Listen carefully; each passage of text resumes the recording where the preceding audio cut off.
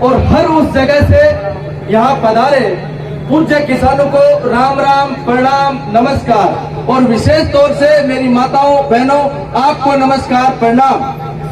हमने बहुत सारी बात गांव में जाके बताई। पिछले 2 महीने से लगातार बात चल रही थी। एक बार क्या था, एक किसान अपनी गाय को चराने के लिए जोड़े में, अड़ाव में छोड़ के चला गया। थोड़ी देर बाद गाय ने देखा कि पीछे से एक शेर आ रहा है। जैसे ही गाय ने शेर को देखा तो गाय भागने लगी। भागते भागते दोनों आगे पीछे आगे दलदल में फंस गए। और जैसे ही दोनों दलदल में फंसे तो गाय ने पीछे मुड़कर शेर की तरफ हंसते हुए कहा कि अब तू मरेगा, अब तेरी मौत निश्चित है। पता है गाय ने क्यों कहा? गाय ने इसलिए कहा कि गाय का रखवाला था। गाय को देखने के लिए, संभालने के लिए शाम को कोई न कोई आएगा। तो उस गाय ने उस आधार पर उस शेर को यह कहा कि तेरी मौत निश्चित है, मुझे तो यहाँ से कोई न कोई निकाल के ले जाएगा। किसान आए अपनी गाय को देखने के लिए, 3-4 लोगों को बुलाया, रस्सा लगाया और गाय को निकाल लिया। और वो शेर वहीं उस दलदल में पड़ा पड़ा सड़ के मर गया। आप हमारे गार्जियन हो, आप हमारे सब कुछ हो, आपने हमें निकाल लिया, आज ये तय हो गया। हमने जाके आपसे एक विनती की थी कि हम दलदल में फंस गए हैं। हमने जो आपकी आवाज उठाई थी, जो आपकी बात कही थी, वो बात संघर्ष हमारा धीरे हो रहा था। और एक शेर हमारे बहुत भयंकर तरीके से पीछे पड़ा हुआ था, हमारे साथ खेल रहा था, नाच रहा था, डरा रहा था। लेकिन अब डर उसको लगेगा जिसने हमें डराया, क्योंकि इतनी बड़ी ताकत इन 20 वर्षों में इस फतेहपुर तहसील में सत्ता के विरुद्ध कभी इकट्ठी नहीं हुई। पूज्य साथियों, बात सबको पता है। आज से जो पिछली फसल अपना खराबा हुआ था, उस खराबे की भरपाई के लिए ये संघर्ष के जो साथी हैं, इन्होंने अपने खेतों की गिरदावरी कराई तहसीलदार से, गिरदावर से, कलेक्टर से। और ये कृषि आदान अनुदान, अगर इसमें आपकी फसल 33% से ज्यादा खराब हो जाती है तो एक सरकार की विशेष फंड से, जिसमें बीमा वगैरह नहीं है, एक विशेष सहायता राशि है जिसके अकॉर्डिंग अपन को खराबे का मुआवजा सरकार को देना होता है। इस तमाम मोर्चे के साथियों ने संघर्ष करके आपकी फसल का खराबा 50% से ऊपर 52% तक ले गए। और दूसरे दिन जैसे कलेक्टर की मोहर लगी तो दूसरे दिन अखबार में बड़े बड़े शब्दों में आया कि फतेहपुर तहसील के किसानों को मिलेंगे 13 करोड़, जिले की बाकी तहसीलें रही खाली हाथ।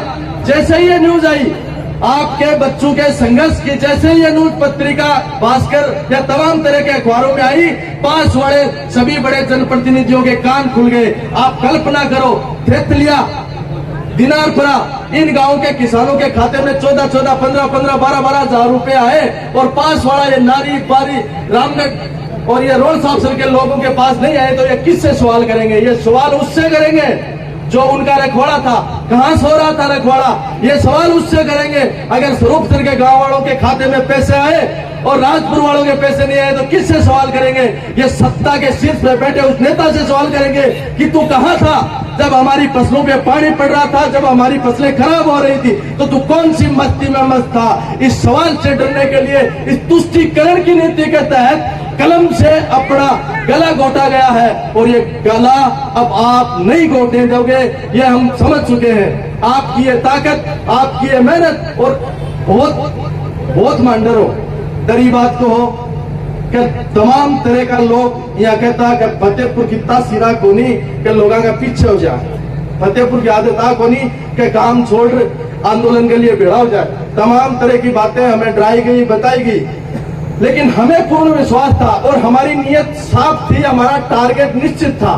टारगेट पेड़ पे बैठी उस चिड़िया की आंख की तरह था, न इधर न उधर, न हम नहर ला रहे थे, न हमसे ट्रेन आ रही थी, न कोई संसद में या विधानसभा में कोई बिल पास हो रहा था। हमारा मुद्दा सिर्फ टारगेटिव मुद्दा कि 61 गांवों के 35,214 किसानों के 13 करोड़ रुपए प्रत्येक किसान के खाते में 13,600 तो 800 रुपए आने थे। वो हमारा टारगेट था। हमने गांव में, चौपाल में, सोशल मीडिया से, प्रिंट मीडिया से जो भी जिस हिसाब से समझा उसको समझाया। और ये समझ का परिणाम आज आपका इतना बड़ा सैलाब है। हम बहुत आपका ये आंकड़ा या आपकी आगमन इस बात को ये तय कर दिया।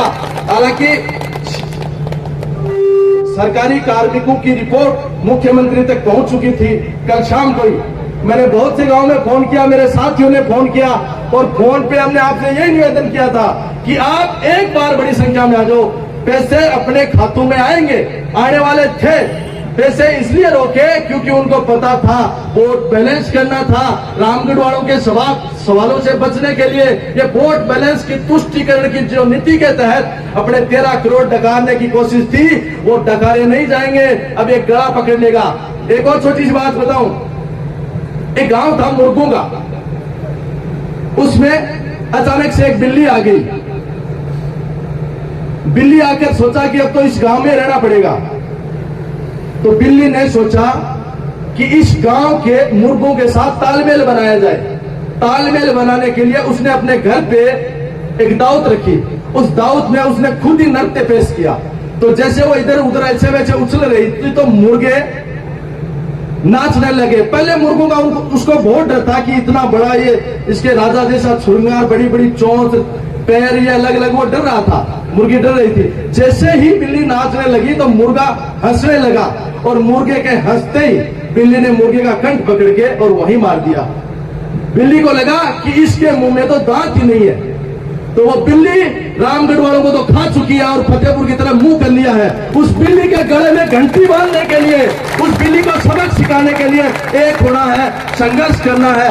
राम राम, नमस्कार, प्रणाम।